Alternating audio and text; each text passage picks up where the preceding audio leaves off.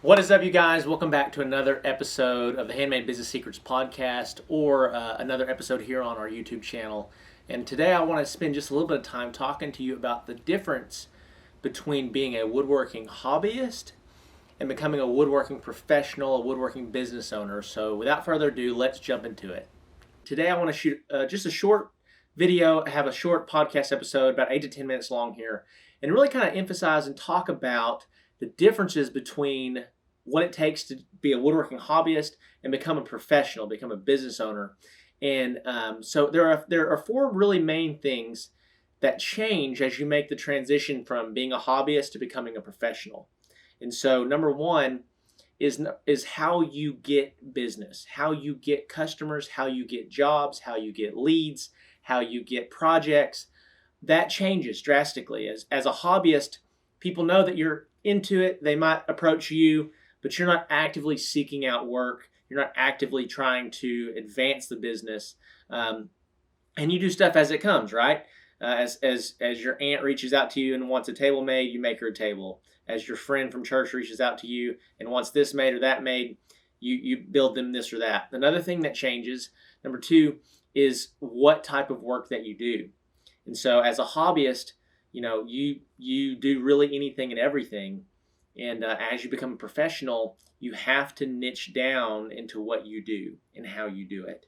And so I'm getting a little ahead of myself. Back to number one here, as we're talking about how you get business. When you become a professional, it goes from work coming to you going and getting the work. So what does this mean? Well, this means that you are consistently posting content to your audience, to the people that follow you, and you're showing them what you can do. It means that you're running paid advertising to your potential audiences that you want to sell your products to. It means that you're going to networking events and talking to other professionals that you could build something for their business or for their personal home. You're setting up and working trade shows. So everything changes when you become a professional, and you have to be hungry. You have to go find the business that you're trying to generate to do what you want to do in your business. So that's number one. Number two was what you do. You have to niche down. You have to become really good at just a couple things. And now most people, and I'll be the first to admit this, my way of thinking was, if I niche down, I'll make less money. I'll sell less projects. Well, and it's actually the opposite. As you niche down, people identify you as being the best at what you do. Therefore, you get more business. They want to come to you. They don't want anybody else. They don't want the guy that makes 20 or 30 different types of things to build their dining room table. They want the dining room table guy to build the dining room table. It's just like, when you want a really good steak, do you go to Golden Corral or do you go to a really nice steakhouse? Well, you go to a really nice steakhouse, right? Because that's all they do. They're pros at cooking these steaks, and they're the best in the city, right? So that's number two. Okay, number three is how you plan. How you plan changes. So with being a hobbyist, you have all these ideas, you have these tools you'd like to buy, you have the bigger shop you'd like to build in the backyard, you have these things that you'd like to do. It'd be cool if we could type thoughts and ideas. But when you become a business owner, when you become a professional, you plan for strategic growth. So you plan, you don't plan around I would like to anymore. You plan around I'm going to, and this is how we're going to get there. One thing that I talked about in an earlier podcast episode, I think it's maybe 24, 25, and it's lead versus lag indicators. And the problem that I see most people plan with is they plan with lagging indicators, which means that they say, well, I want to lose weight or I want to make more money. That is a byproduct of a lead indicator. A lead indicator is how I plan. I plan with lead indicators that says, okay, I want to grow my business to do let's say $200,000 this year. Okay.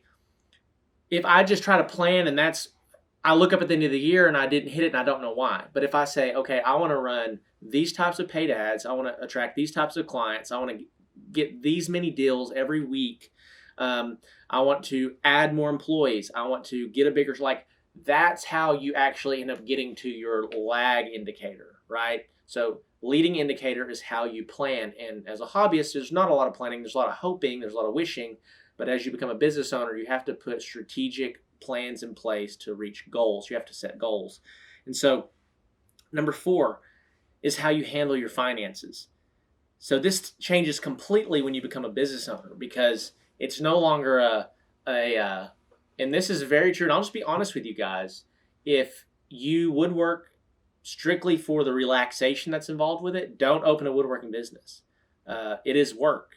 Having a job, having a business, running where there are customer expectations, customer deadlines, there is more on the line inside of a woodworking business than there is as a hobbyist.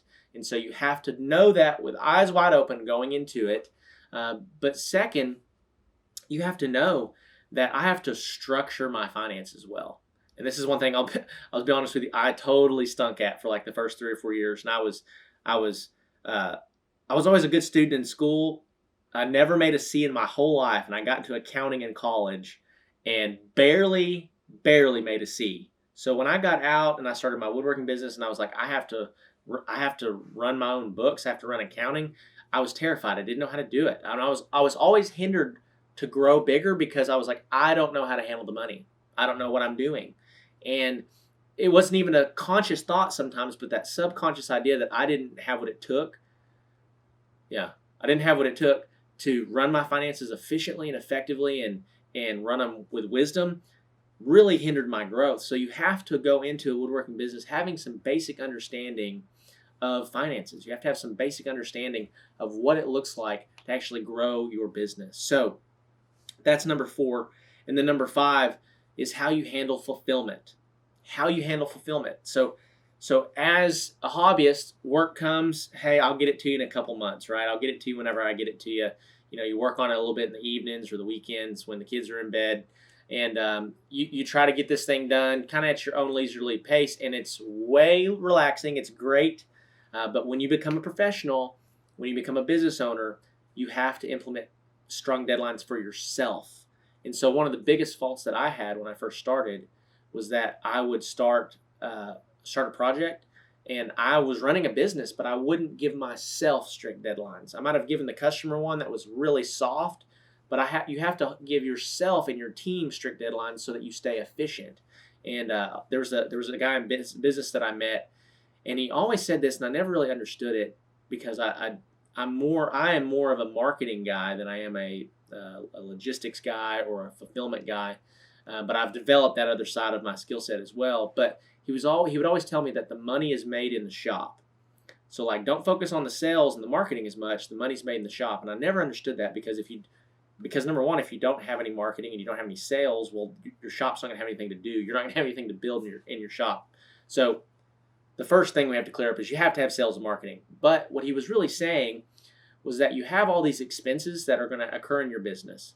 And whether you get something out next week or you get it out tomorrow means that I get cash for that project being completed tomorrow versus next week. And I might need that cash in 2 days.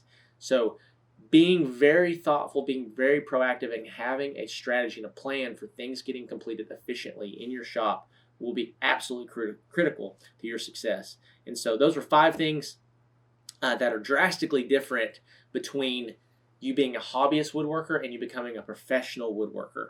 And so I know that there's lots of you guys that are watching, maybe listening to the podcast. We have a much bigger podcast audience at this point in time than we do a YouTube audience. Hey, if you're on the podcast, go find me on YouTube. It's just Zach Vaught.